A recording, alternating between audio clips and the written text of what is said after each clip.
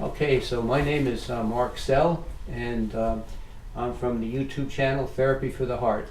And it's my pleasure to be here with Vickie Ramirez, and she is the playwright of the play Smoke, so we're going to talk about that play. I want to give you a few facts about her productions that she's had. She's a Tuscarora and Six Nation of the Grand River Playwright and alum of the Public Theater's Emerging Writers Group, 2009. Her work has been seen at the Public Theater, the Flea, Amarinda, the Roundabout Theater's Different Voices program, the Ensemble Studio Theater, Boo Arts, Mixed Phoenix Theater Company, the Classic Theater of Harlem, and the 52nd Street Project. Plays include Tobacco is Sacred, that's why it kills you, Standoff at Highway Number 37, Smoke, Ashes, Humans, that is the trilogy.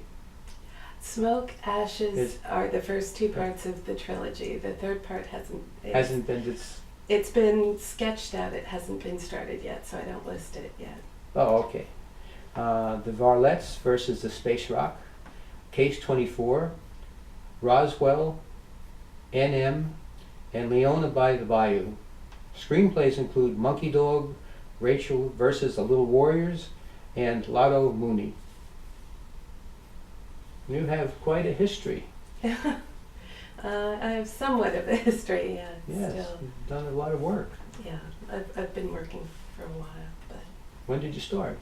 I started I started writing about 15 years ago. I had started out initially acting with a native theater company in town. I realized I really didn't have a skill for it. And a native theater company, where? In the city, in New York City. City. It was called Chugalacola Native Theater Ensemble, and it had James Fall, who was in the play, was one of the members, and Irene Bedard, who ended up being Pocahontas with Disney, but she was with us for a while, and we would act around, but I realized I didn't really want to be up speaking. I didn't like the scripts that we were working on, and I was much happier trying to fix the scripts, so that's when I knew I was in the wrong fit. But so therefore, writing. Yeah. I did a little research on. I was curious about Five Nations, Six Nations, Tuscarora, Haudenosaunee, all these things. So I got a little fix on it, and so far as I can think about it, it's Haudenosaunee became the Iroquois, and the Iroquois became then the Five Nations, and the Five Nations became the Six Nation once the Tuscarora joined them. Is that more or less? That's very, very close to it. We're still Haudenosaunee. Iroquois is an erroneous name, shall we say? It's it was a bit of a slam, actually, when the settlers came. The Algonquin were the first who were doing trade with people. And who's that group of tribes that rather fearsome? It's like, and they said, Iroquois, which sort of in their language translates loosely as something like little snakes. Oh yes, I remember reading that. Yes, that was a diss, as we now say. Yeah, it's a diss. Yeah, it's a definite diss. And our name for ourselves, for the Confederacy, which turned into, or for the League, which turned into the Confederacy, is Haudenosaunee. It's not, that's the one name for the group of the Five and then Six Nations. I see. Thank you for that explanation. No that problem. clarifies it somewhat. And so, so what was it like for you growing up? Being Haudenosaunee be part of the culture? It's funny because I'm actually one of the ones that's I'm mixed blood, obviously. That would be Métis. Métis is the term. Right? Yeah. Right, mixed blood, which many people are. Many right? people. There's a large majority of it. Uh-huh. My mother is the one with the Tuscarora blood. She also, though, her family was one of the ones that brought the Christian church to the reservation. And my mother's reservation, my reservation technically, but we grew up in the town directly adjacent to it and spent every weekend there with my grandfather, who was a pine tree chief and also a deacon at the Baptist church, because he didn't see why he had to give up one to be the other. But the Six Nations is very much a traditional reservation. It's run by the Longhouse, and they protect it fiercely. And the Longhouse is the traditional belief system, traditional, not only religious though, cultural. But it's not any particular religious base, because it's not Christian. It's not. It's none of the Levant basin. Your mother was Christian. My mother was Christian. So is this somewhat autobiographical, this play? Everything, yeah. Everything is autobiographical, but I Yeah. wanted to ask you later on about that, but now that you mentioned it, that could be that this is some part of your identity that's going into and what the struggle was for you that's going into the writing of this play. Yeah, I mean, absolutely. My sister tends to cry hysterically when she sees the play in every incarnation, and she does drag herself down to do that, but What does she cry about?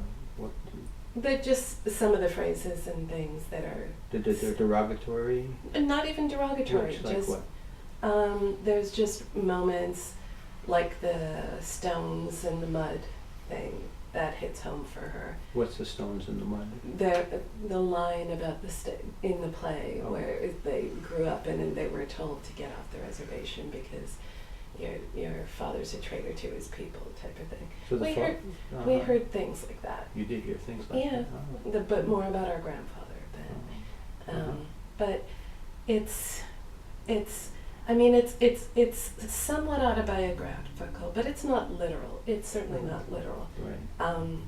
It's elements drawn together to tell a story, but it's certainly not a pejorative story against the Haudenosaunee. Don't get me wrong. It is not. It's just showing. I always think of it as we're the red-headed stepchildren of colonialism. We're sort of the detritus that's left behind. Those of us sort of bridging the two worlds in our own way, and just sort of how we accommodate and fit in now. And I certainly don't advocate the Haudenosaunee changing their belief system, their essential truth of who they are, just to fit us in. Oh, you don't advocate that? No. So how is that that's not gonna work very well then for people who want to feel like they belong? There's ways to belong without the whole point is, and I try to, in the play I try to have the traditional characters make this point, because it's a very dramatic and the conflicts are there. Sometimes I think it gets missed, but they're saying just be yourself, just be who you are at this moment, because you were put here in the belief system. You were born the way you are for a reason, for a journey that you were set upon, and to change yourself, force yourself into a different place. It's different if you earn it, it's different if it's offered to you, but to force yourself and try and take something and jam yourself in, you're not learning your lesson, you're not on your path. But if you are yourself, let me ask you this, if you are yourself, is that going to pose a conflict to being with the rest of the people who are accepted? I think what was it for you? Were you accepted? Did you feel? Eventually. Oh. I don't go to Longhouse, I don't get invited, but I no longer have it's not, I don't have the compelling need to go. So maybe that's not, you don't rely on your good feeling about yourself and your self-confidence or self-efficacy to belong then now. Whereas Yeah. maybe once that was important to you. Yeah, So- yeah, it's like at one time. Yeah, and I try to make the difference between a child's view of what's going on versus what is, I think everybody's evolved in the play, except for the main character. She's still trapped in it's pain and it's anger. Connie. It's yeah. still trapped in, yes. Yeah, Yeah. and everybody else has kind of evolved in saying, please Yeah. stop and sort of let yourself evolve. That's interesting. Really, you've clarified a lot about the play. Good. Sorry, it's confusing. There's a lot of people talking. Yeah, no, you're very, very helpful in doing that. So I'm going to be visiting Connie later today. Oh, great, Yeah, great. so I'm going to pass this little on to her too, the understanding, and see when you ask her about that. Thank you. Sure. So you've written mostly plays, Mm-hmm. and what is it about? Well, you just told me. I think I was going to ask you that question, but now I have the answer to it. You liked plays because, well, you didn't really answer that. You said you came out of acting, but Why? what was it about plays that made you interested in continuing that venue? Because it's a very much a living art form, like it's alive, it's happening in that moment. The difference between like each performance, I mean, I put a bunch of words on paper and I bring it to Richard, who said, wow, wouldn't this be great if we staged it here and put these colors over it. And then, they get the design team in and they bring all their ideas and opinions. It's just so truly collaborative. You get the actors on there and suddenly they take over the characters that you write and they find things that you didn't even realize you'd written at the time. But So it's very fluid. it's very fluid and it's just very alive and happening in the moment. And sometimes it can fall, but it's overwhelmingly incredible to just experience that change and watch the piece grow and live. And it's like you build a structure and everybody creates something beautiful on top of it. That's a wonderful description of why you like plays. Yeah. I've never heard it put that way. So it could evolve from one night to the next. Absolutely. Yeah. Absolutely. I mean, they're all still finding, Richard's still sort of, what if we do this? Richard's the director. Mhm. But the actors are, we'll chat after the play and they'll say, oh, I discovered this today, like Tanis Connie. Mhm. He changed his response to this question and suddenly I realized, and she found something even deeper in it. And I love hearing them tell me about this. Like, I love their discoveries, and it's just... So it evolves. Yeah. It evolves from that makes for a lot of excitement and growth and spontaneity, and I didn't realize that do you think many plays are like that contain that in them, or are they more fixed once they get on Broadway, for instance? I mean, Broadway is a little more fixed. It definitely is, but it still has that in there, It does.